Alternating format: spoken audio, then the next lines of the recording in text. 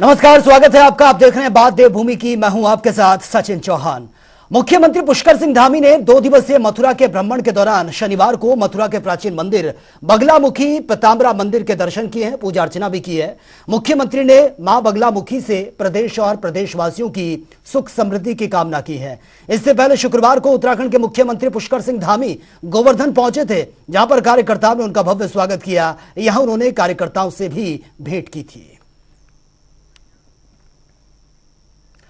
6 जनवरी को देश के रक्षा मंत्री राजनाथ सिंह हरिद्वार में पतंजलि गुरुकुलम का उद्घाटन करने के लिए पहुंचेंगे।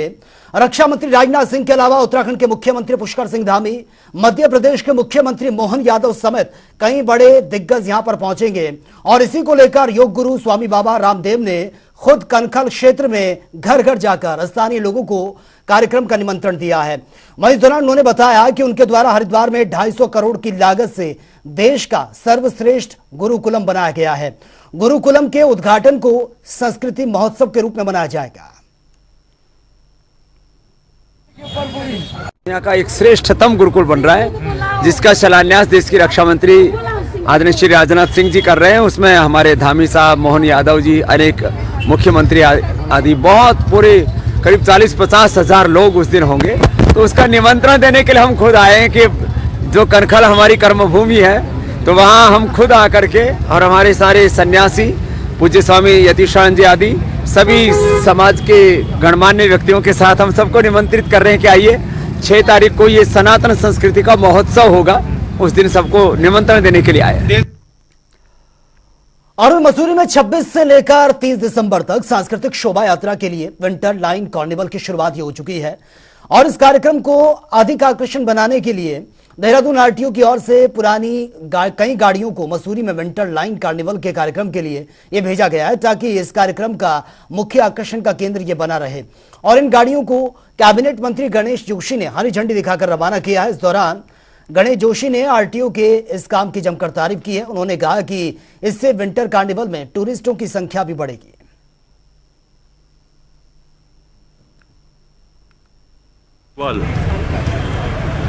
2013 में शुरू हुआ था।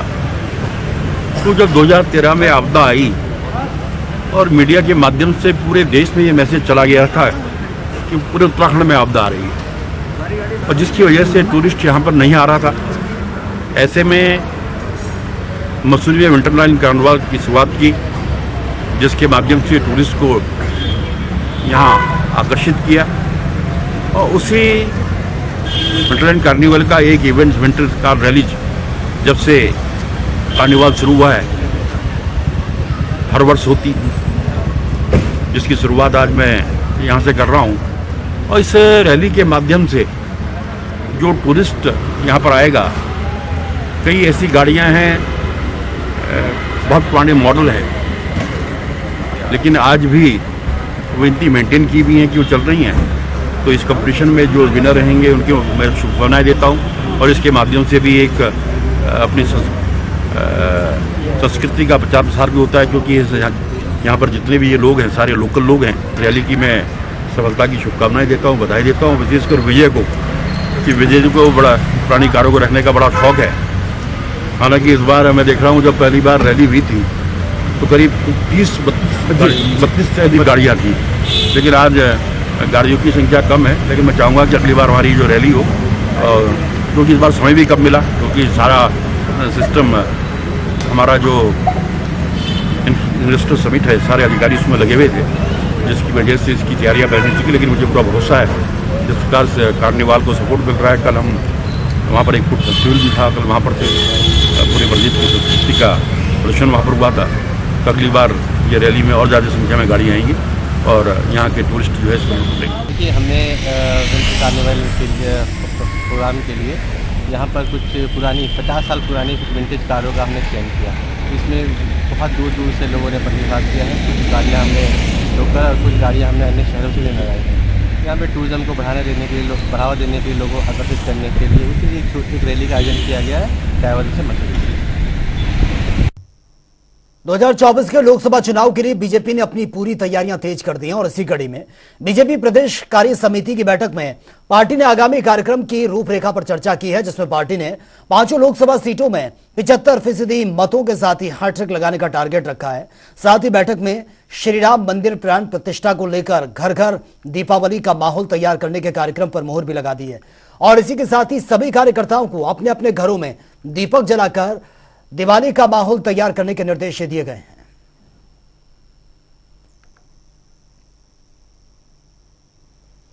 आगामी लोकसभा चुनाव से पहले कांग्रेस के कई नेता कांग्रेस को छोड़कर दूसरे दलों में शामिल हो रहे हैं। हाल ही में किसान कांग्रेस के प्रदेश उपाध्यक्ष और कांग्रेस नेता जितेंद्र सिंह संधू और साथ ही कई किसान कांग्रेस के नेताओं ने पार्टी की सदस्यता से इस्तीफा दे दिया है, जिसके बाद एक बार फिर से किच्चार सितारगंज से भी कई कार्यकर्ताओं और पदाधिकारियों ने भी कांग्रेस की सदस्यता से इस्तीफा दे दिया। ऐसे में इसका सीधा असर आगामी लोकसभा चुनाव में देखने को मिल सकता है। अभी 23 तारीख को इस्तीफा दिया था पद से और सदस्यता से। उसका कारण इनकी आपसी लड़ाई, आपसी गुटबाजी, नीचे धरातल पर कुछ देख नहीं रहे हमारे कार्यकर्ता क्या करते हैं क्या नहीं कर रहे हैं, किसी को क्या परेशानी है, कोई दुख सुख का नहीं पता किसी को। अब यहाँ जब इलेक्शन होता है तो हर घर घर में जाते हैं, इलेक्शन होने के बावजूद उसके बाद तो पता नहीं कि हमारे क्षेत्र में, हमारे गांव में क्या हो रहा है। सब जितने कार्यकर्ता हैं, जितने यहाँ के वासी हैं, हमारा मुस्लिम समाज है, सिख समाज है, ये सब का यही रोष है कि हमें कोई पूछता नहीं है और ना हमारे बीच में इलेक्शन के बाद कोई आता है, ना ही आज तक कोई अभी आया। 1.5 साल हो गया इलेक्शन को, कोई यहाँ पे इनके बीच में नहीं पहुँचा। मैं तो आता रहता हूँ बार बार, यहाँ इनकी समस्याएं भी और इनका जो दुख दर्द होता है मैं शामिल होता हूँ।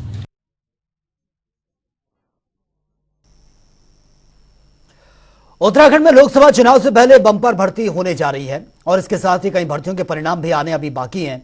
मिली जानकारी के मुताबिक उत्तराखंड लोक सेवा आयोग ने इस साल अभी तक 3040 पदों पर अधिकारियों की भर्तियां की है, जबकि 3595 का परिणाम यह आने वाला है। वहीं बीजेपी विधायक विनोद चमोली का यह दावा है कि अभी सिर्फ शुरुआत है, आगे धामी सरकार बम्पर भर्तियों के साथ ही बड़ी संख्या में युवाओं को रोजगार देने की दिशा में काम भी करेगी। देख रहे हैं हम लोग लगातार सरकारी नौकरियों में भर्ती की प्रक्रिया चलाए हुए हैं।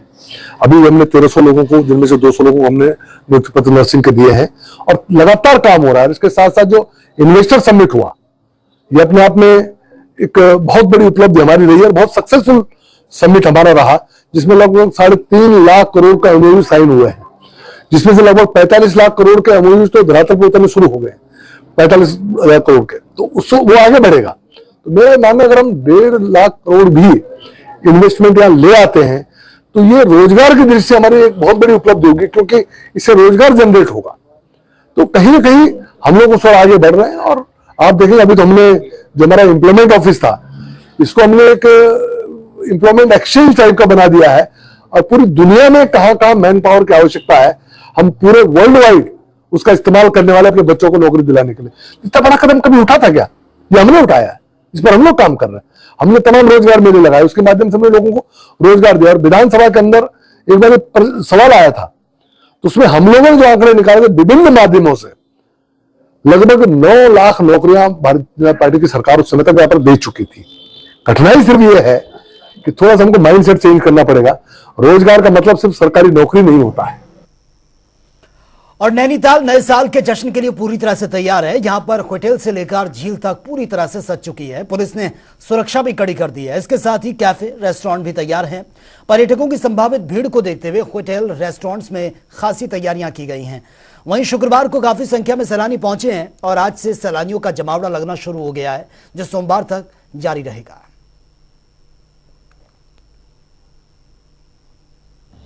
न्यू ईयर के लिए नैनीताल में जितने भी टूरिस्ट आ रहे हैं, आप सभी से नैनीताल पुलिस की तरफ से रिक्वेस्ट है कि आप आने से पहले एक तरह का ट्रैफिक जो प्लान है, वो जो डाइवर्जन प्लान है, उसको ठीक से देख लीजिए।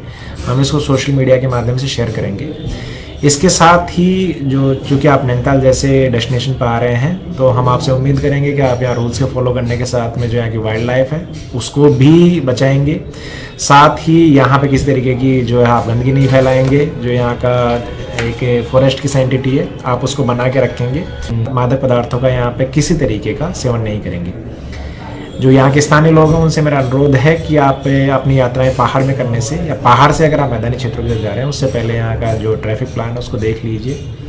आप सभी के लिए नववर्ष मंगलमय हो, आप सभी स्वस्थ रहें, आप सभी कुशल रहें, ऐसी मेरी नववर्ष में आप सभी को शुभकामनाएं। देखिए, नए साल की तैयारियां बड़ा जोर शोर से चल रही हैं और हम इस नए साल में अपने आने वाले अतिथियों का भरपूर स्वागत करेंगे और साथ में उनके लिए हमने बहुत सी एक्टिविटीज़ रखी हैं जो हमारी मॉर्निंग 10 बजे से लेकर के शाम 10 बजे तक कंटिन्यूस में रहेंगी। उसमें अतिथियों को काफ़ी इंजॉय भी करेंगे, मनोरंजन भी करेंगे और शाम को फिर हमारे गाला डिनर का आयोजन किया गया है जिसमें हम कुमाऊनी व्यंजन और कुमाऊनी परिधान को विशेष तौर पर अतिथियों के स्वागत में प्रस्तुत करेंगे। ये हमारा प्रयास है और बाकी जितने भी गेस्ट होंगे उनको हमने कुछ सरप्राइज गिफ्ट भी अपनी तरफ से दिए जाएंगे। कितनी बुकिंग आने लगी होटल में? किस तरह इस बार देख रहे हैं कि नया साल रहेगा? नहीं, नया साल बहुत बढ़िया रहेगा और मेरा मानना है कि 31 तारीख तक लगभग नैनीताल के सभी होटल्स 100% ऑक्यूपेंसी में आ जाएंगे। और सिटी मजिस्ट्रेट हल्द्वानी में आज एक और अवैध गैस रिफिलिंग का मामला ये सामने आया था। आपको बता दें कि कमलावा गांजा में एक गैराज के अंदर 16 घरेलू सिलेंडर्स जहां पर ये अवैध तरीके से गैस भरने का काम हो रहा था, तराजू भी पकड़ा गया है। सिटी मजिस्ट्रेट को मौके पर 5 ऑटो रिक्शा भी मिले हैं और कागजों की जांच की जा रही है। सिटी मजिस्ट्रेट ने 16 सिलेंडर्स को जब्त कर लिया है और इसमें अब आगे की कार्रवाई की जा रही है। जिलाधिकारी महोदय के निर्देश के क्रम में मैंने ये कार्रवाई करी है और इसमें सूचना मिली थी कि यहाँ पर अवैध गैस रिफिलिंग का कारोबार हो रहा है और इसके बाद जब मैं मौके पर आई हूँ तो बाहर बहुत सारे ऑटो खड़े हुए थे। इसने बाहर से ताला लगाकर, जो ये आप गोदाम जैसा देख रहे हैं, बाहर से ताला लगा के भाग गया और जब अंदर हम लोग इसमें पीछे के रास्ते से आए हैं तो इसमें 2 सिस्टम जिससे गैस रिफिलिंग हो रही थी, वो मोटर पंप लगा के रखा गया, एक सिस्टम डेवलप किया गया है। 5 ऑटो मौके पर खड़े हुए हैं और 16 सिलेंडर अभी तक यहाँ पर बरामद हुए हैं, जिसमें जो भी इनकी मुकदमे की कार्रवाई है वो की जा रही है। ऑटो को सीज किया जा रहा है। और धामी सरकार में बनाए गए दायित्वधारी के मानदेय और सुविधाओं को लेकर सियासत इस पर जारी है। एक और इसको लेकर जहां कांग्रेस पार्टी सरकार पर हमलावर है तो वहीं पूर्व मुख्यमंत्री हरीश रावत ने इसे राज्य के हित में धामी सरकार का एक और कदम बताया है। उन्होंने मुख्यमंत्री पुष्कर सिंह धामी की जमकर तारीफ की है। उन्होंने कहा इस मामले में पुष्कर सिंह धामी ने ज्यादा संयम से काम लिया है, लेकिन यह देखने की बात होगी कि सरकार दायित्वधारियों पर केवल उन पर धन लुटाने का काम करती है या उनसे काम लेती है।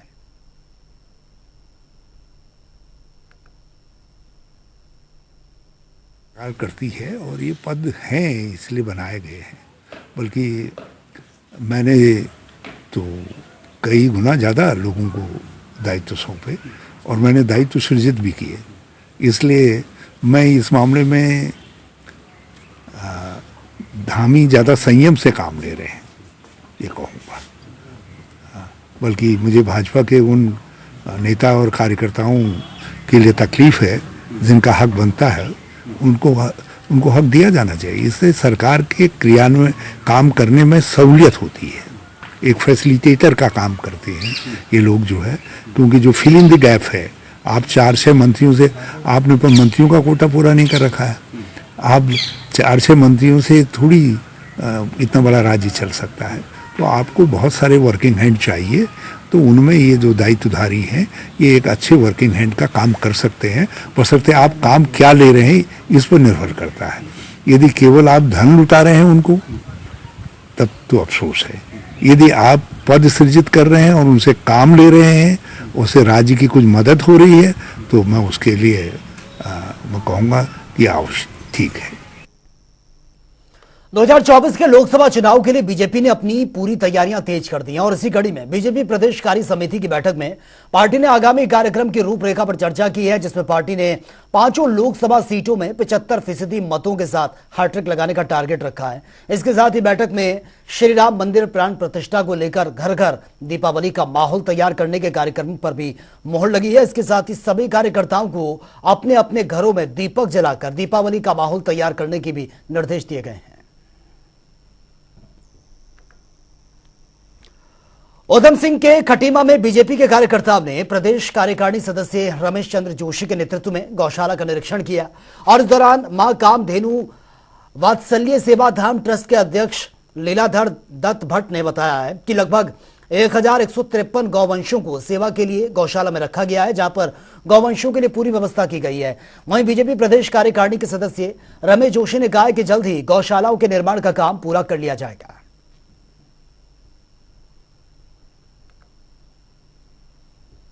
माननीय मुख्यमंत्री जी के दिशा निर्देशानुसार हमने आज इस गौशाला के में आकर के इसका निरीक्षण किया है और जो इसमें तमाम किस्म के कार्य हुए हैं उन सबको देखा है और जो काम इसमें अभी रह गए हैं उसके बारे में विस्तृत रिपोर्ट तैयार की जा रही है और माननीय मुख्यमंत्री जी के पास उसको भेजा जाएगा और जो भी इसमें और कार्य होने हैं उन सब कार्यों को कराया जाएगा, क्योंकि ये माननीय मुख्यमंत्री जी का ड्रीम प्रोजेक्ट है और इस खटीमा क्षेत्र के तमाम जनता का और किसानों के जो अपने क्या कहते हैं खेतियों का नुकसान हो रहा था और दुर्घटनाएं घटित हो रही थी, उन सबको रोकने के लिए माननीय मुख्यमंत्री जी द्वारा इस गौशाला का निर्माण करवाया गया है, जो अब अपने बिल्कुल अंतिम चरण में है।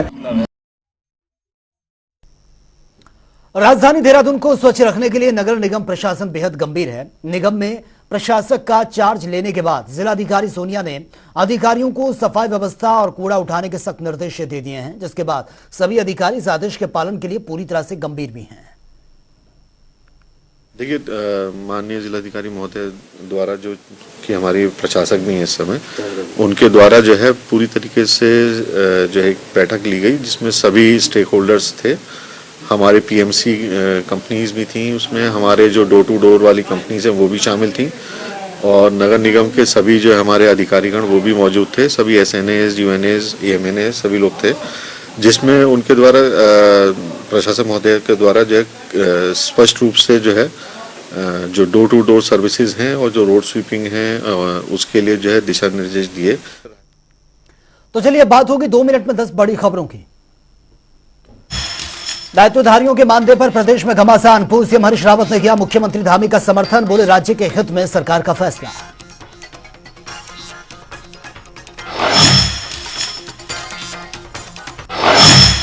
मिशन 2024 को लेकर बीजेपी का प्लान, प्रदेश कार्य समिति की बैठक में आगामी कार्यक्रम की रूपरेखा पर चर्चा। लोकसभा की सभी सीटों पर जीत के साथ हैट्रिक लगाने का टारगेट। रुड़की में सैलानी सोनमी नदी में मिला युवक का शव, इलाके में मचा हड़कंप, जांच में जुटी है पुलिस। अतिक्रमण को लेकर सरकार पूरी तरह से सख्त है, अतिक्रमण जमीन पर चला ये पीला पंजा, राज्य भंडारण निगम की जमीन पर हुआ है कब्जा। विंटर कार्निवल का आयोजन, आईटीबीपी और सीआरपीएफ के जवानों ने लगाई हाईटेक हथियारों की प्रदर्शनी, बड़ी संख्या में शामिल हुए लोग। मसूरी विंटर कार्निवल में दिखाया कलाकारों का जादू, हिमाचली और उत्तराखंड के कलाकारों ने बिखेरा अपना रंग, दर्शकों के सिर चढ़कर बोल रहा है जादू। रामनगर में पुलिस को मिली है बड़ी कामयाबी, 2 तस्करों को किया गया गिरफ्तार, लाखों रुपए की कीमत का अवैध गांजा भी बरामद। प्रदेश में ड्रग्स इंस्पेक्टर की भारी कमी, लोक सेवा आयोग को भेजी 19 पदों की लिस्ट, प्रक्रिया पूरी होते ही भर्ती की जाए। रामनगर में ग्रामीणों ने कॉर्पोरेट प्रशासन के खिलाफ जमकर नारेबाजी की है, ढेरा झंडा, पर्यटन जोन बंद करने का किया गया ऐलान, वन्य जीव हमले में मारे गए लोगों को मुआवजा देने की भी बात कही।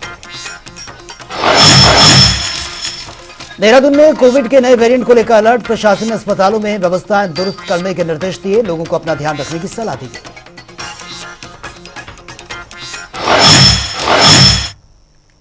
तो फिलहाल इस बुलेटिन में मेरे साथ इतना ही, लेकिन तमाम खबरों के लिए आप बने रहिए जनता टीवी के साथ। नमस्कार।